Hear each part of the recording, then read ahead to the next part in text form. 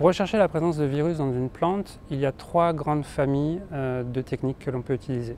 La première technique, c'est une observation visuelle. Donc un technicien, un agriculteur, quelqu'un de formé peut identifier des plantes malades sur la base de l'observation visuelle. Et dans certains cas, ces symptômes sont confusants ou alors sont absents. On passe alors à une étape plus fine de caractérisation du virus dans la plante. Cette étape s'appuie sur des outils moléculaires. La première étape développée dans les années 70 s'appuie sur les caractéristiques antigéniques des virus. Elle s'appelle la technique d'ELISA.